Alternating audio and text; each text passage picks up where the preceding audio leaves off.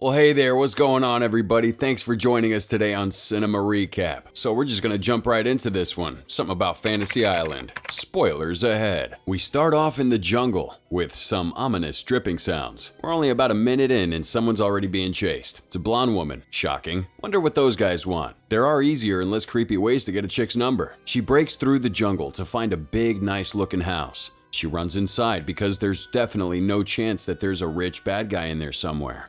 Don't answer it.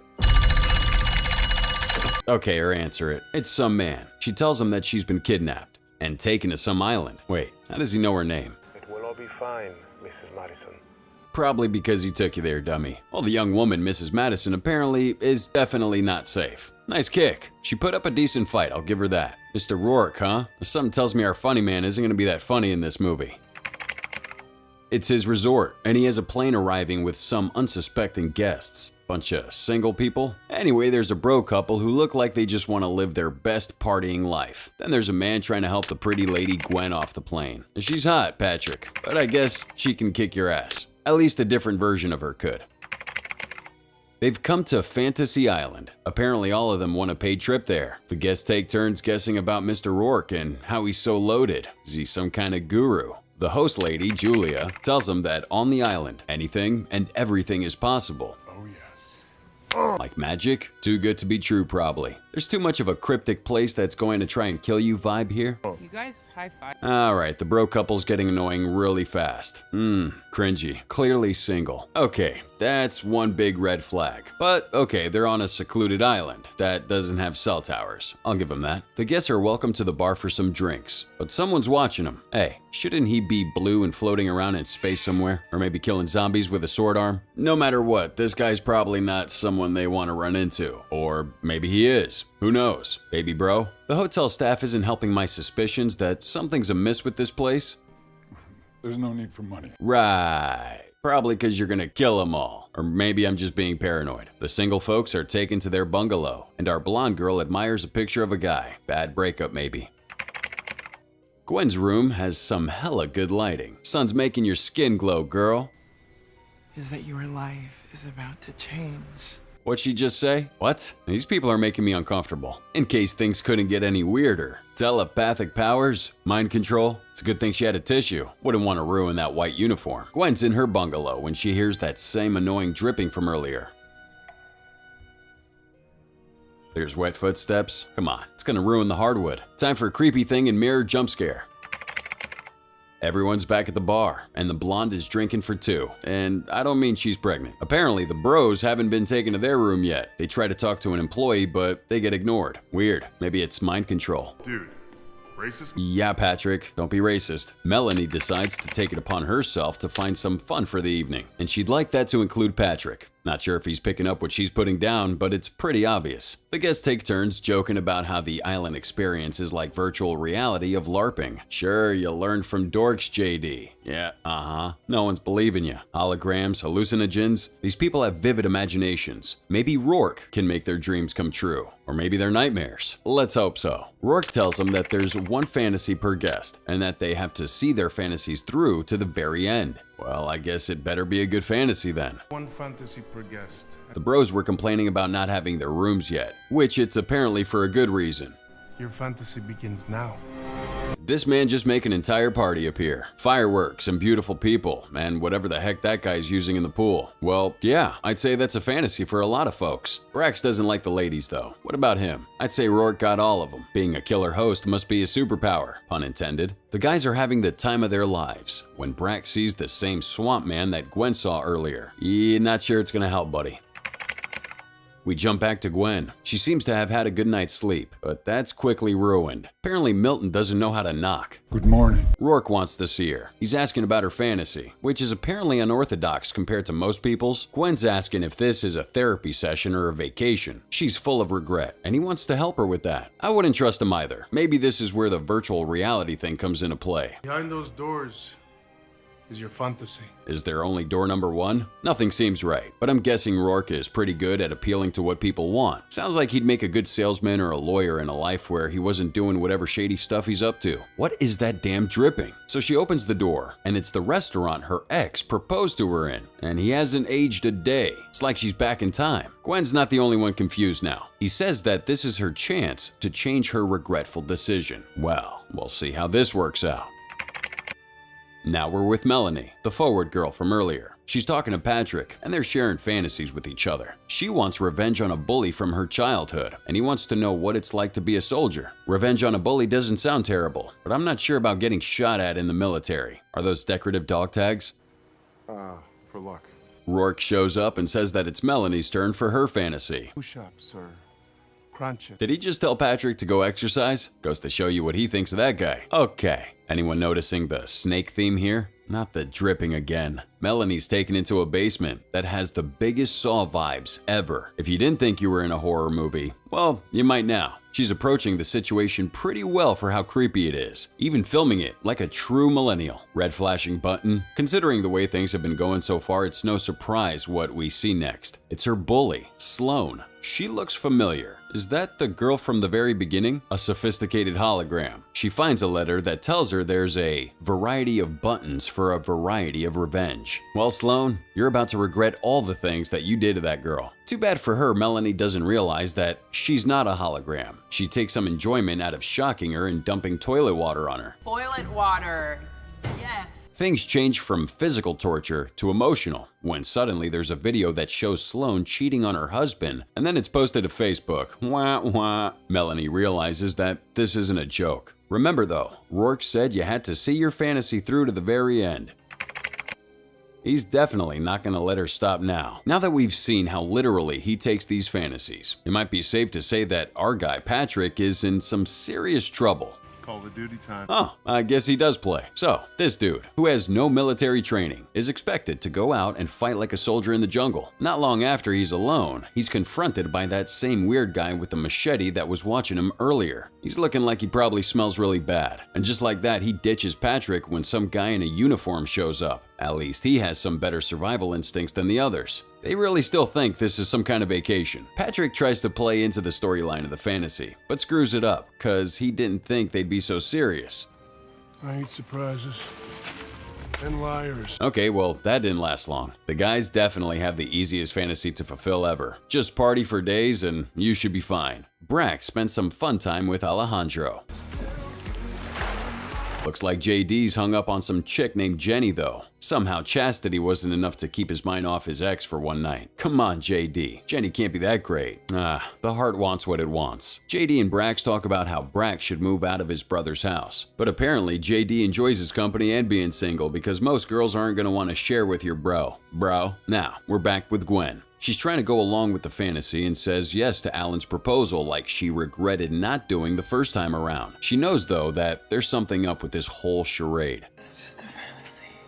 But for how long? The bros were changing in their bungalow when they found some secret room full of guns. Guys, I don't know if you're supposed to be seeing that stuff. Their bright idea is to play with grenades. And Alejandro, the guys that have Patrick, heard it too. Well, I bet you're wishing it was a different kind of bondage now. Are these guys just wandering around the island, or are they that good of actors? Things keep getting weirder and weirder. On their way to find their lieutenant, one of the soldiers mentions that they're trying to stop people from being taken over the border to the island. Sounds pretty believable after seeing the not hologram Sloane and everything she's gone through. Patrick's acting like he's seen a ghost when he finally lays eyes on the lieutenant. What? Is this a brother or something? Chaos ensues from there, and Patrick's brain overloads and he faints. Probably a better thing to do than just standing there being a target. Back to Melanie again. The phone rings, but it's just some heavily breathing dude on the other side. It's gross. Behind Sloane appears a big Texas Chainsaw Massacre looking guy. Dr. Torture. Turns out it's her old therapist, Dr. Torture, and his mouth is sewn shut. It's freaky. Melanie might end up being the most resourceful person in the movie at this point. She tells him to cut off her finger on her right hand and shocks him with the mini taser thing and then dumps water on him. Now she's probably in trouble though. Really? Not like a true bully. Doesn't even know Melanie's name. She still thanks her for saving her life. Ain't that the truth? You saved my life. The bros continue to party hard until the gunmen rain on their parade. They head to the panic room and call Roarke, but he gives them the whole "you have to see the fantasy through to the natural conclusion" BS, and says that the problem with having it all is that people want to take it. Looks like Chastity and the other models didn't like him that much. I'll even admit that I didn't think it was the direction Roarke was going to take with their fantasies, but it makes sense. Are these the same guys with Patrick? I don't think so. They're wearing creepy clown masks. The bros do the most sensible thing in that situation. We surrender! Melanie doesn't want to tell Sloane that she's the reason that she's on the island. She blames Meredith, whoever she might be. Wow, Sloane. Ever stop to think that maybe that's why you're there? Well, Sloane almost died again. Apparently the big man is impervious to electrocution. Good thing for the girls, Machete Man saves the day, unlike how he helped Patrick. Unless your fantasy is to die, you better come with me. Yeah, I agree. You should go with him. At least he has a weapon. R.I.P. Dr. Torture, eyes popping out like grapes. Hopefully he's dead for real this time. Gwen's fantasy's going alright, until she's rudely awoken by some nasty arm. Is that Swamp Man again?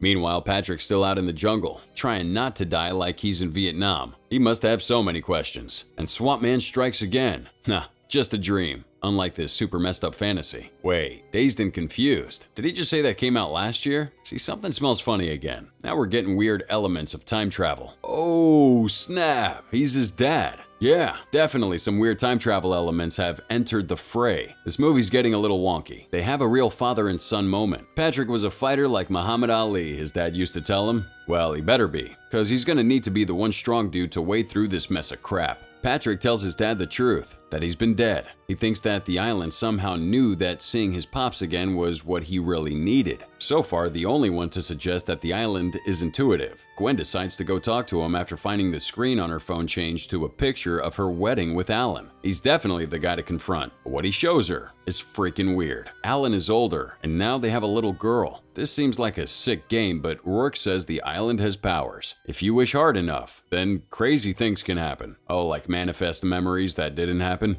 He gives her some story about how his wife died, and the island brought her back to life as long as he stays there and thinks about the fantasy. His story seemed fabricated, but Gwen's apparently gullible. Patrick's dad decides that he wants to try and escape the island. He's not exactly happy about hearing that he dies. Who can blame the guy? Patrick's upset and says that his dad won't die a hero then. But Dad doesn't care. Jumping on the grenade doesn't sound so awesome now apparently. They start fighting and throwing each other around in the water. It almost looks fun. Patrick might have convinced them to stay. JD and Brax are in trouble with the gunman. Some dude's working for Kalashov or something like that. Damn, at least we know JD can take a punch. Probably not the time to make jokes with a guy who punched you in the face a second ago. Kalashov wants to know what they did with the cash and cocaine. Obviously, they don't know what he's talking about. Okay, JD, probably better just to keep your mouth shut. I'm with JD. That's messed up. Starts cutting into, wait, did he actually cut him? Not sure what the plan is here when they don't have the money or cocaine. Gwen's story's making me sad. She's got this cute family, but you know it's not gonna last long. Where's the awful side to her fantasy? There has to be one somewhere. Oh, apparently she's just gonna ruin her own fantasy. It was going so well. To make things right.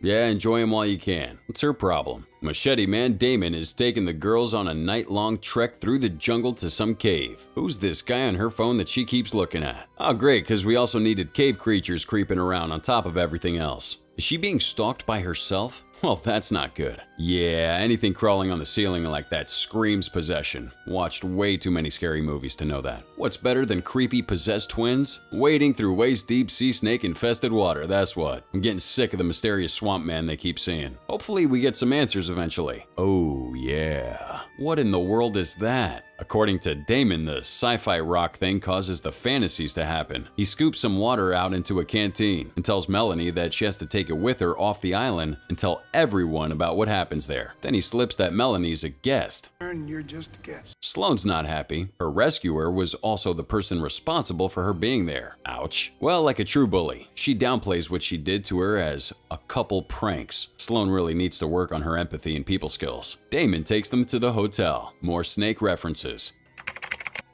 we find Julia. You remember her, right? Last time we saw her, she had a nosebleed. She's looking a little rough. Apparently, the reason for Gwen wanting to change her fantasy is that now that she knows it can perform such wild miracles, maybe she can prevent someone from dying 6 years ago. But what do you think the island's gonna do to your daughter and husband? Gwen figures out that there's some manipulation at hand with Roarke and the island, and she makes him change her fantasy. There's that dang dripping. You know, I'm starting to feel like this movie isn't what I thought it'd be. Gwen runs to her apartment. The fire's already started. Wait, is that? There's another twist for you. Someone named Nick is trapped on the 4th floor. I'm gonna go get help, okay? Gwen runs to get help. Another twist. Is that Patrick? Well, he chickens out. That's funny. Well, she's gonna try and probably die for it. Brax is leading the bad guys downstairs where the fancy armory is. Alejandro for the clutch. That was pretty cool. Damon gives the girls a nice dad talk since they're acting like petty teenagers. Good talk, Dad, aka Damon, aka Machete Man. He's the real hero. Oh my god. Dr. Torture's still alive? It's like Patrick's dad said. A hero's some guy who's too stupid to stay alive. Maybe the girls will make something of his sacrifice and actually get off the freaking island at some point. Speaking of Patrick's dad, their crew is soldiering on up to the fancy house where JD and Brax are with the Kalashov gang. Brax is a total badass and comes up with a plan that seems to be working so far. Hopefully, he just doesn't accidentally let go of the grenade. Patrick sees Brax with the mask and the grenade and tries to stop him, almost getting them all killed. No, not JD. Who's Brax gonna live with now? Do the guys come back as zombies? Yep, definitely zombies. Melanie and Sloane go back to the bunker and use the weird switchboard to call Sloane's husband, Will. He barely does it though because his wife was a floozy, but thankfully he makes the call to the number Damon gave him. Gwen's dragged out of the fire by a coughing Julia, but she tells her that she wasn't successful. Poor Nick got burnt up, I guess. Huh? Whose fantasy is that mess? The 4 of them try to escape to the docks, but Roarke and his ugly henchmen show up. Gwen makes an appearance, calls out the coincidences that are going on. It's all about her upstairs neighbor, Nick, who died in the fire.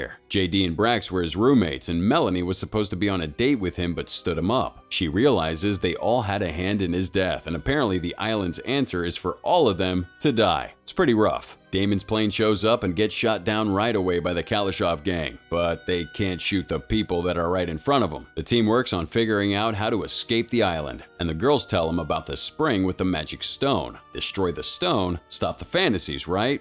It's worth a shot. Should work. Down into that creepy cave again. And of course they all get separated. What else would we expect from a Scooby-Doo gang? Everyone just takes their own route to the stone, even though the girls are the only ones who know where it is. Yeah, just some sea snakes, huh? Sea snakes with hands? Look, it's the Sloane twin. Poor Brax. Just can't get away from the guilt of JD's death. Ugh, she's even more horrible than the real Sloane. Dang, she almost had him. How many times you gotta kill Mr. Torture? Jeez, so much jumping around.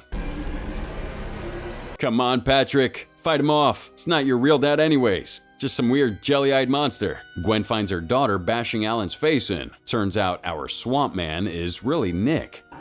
Who's Julia? I guess just extra crispy. Until Melanie? Turns out Julie isn't the one making this happen. Well, I guess we should have seen that one coming. The traumatized girl who never had friends. Nick was her soulmate, and they got him killed. Aw, it's pretty sad. But did she say that they only went out once? Sloane's upset. She felt like she was changing for the better, but Melanie's actually the sociopath this time. Teamwork makes the dream work, guys. She went out with him one time? That's what I'm saying, Brax. They make it to the spring, and Gwen's gonna blow up that stupid rock when Roarke shows up. Come on. Turns out Julia is Roarke's wife. I guess he was kinda telling the truth. Explains why poor Julia is nice and also sick. Gwen calls him out on letting his wife die over and over again forever. Roarke's a little bee and won't destroy the rock. The only hope is that Julia can make him realize his crappy ways. Roarke makes the comment that everyone can have a fantasy. So if you drink the water, you get one. What about Sloane? She pulls an Uno reverse card on Melanie, and instead of her and her husband getting back together, she thinks of Melanie and Nick. Everyone's melting. Melanie still needs her revenge apparently. And Patrick still needs to be a hero. What? Was it a dream? I hate it when movies do this stuff. Oh, great, no, it wasn't. Roarke comes out with a picture of Patrick and his dad and hangs it up on his wall. But I want to get the hell off this island.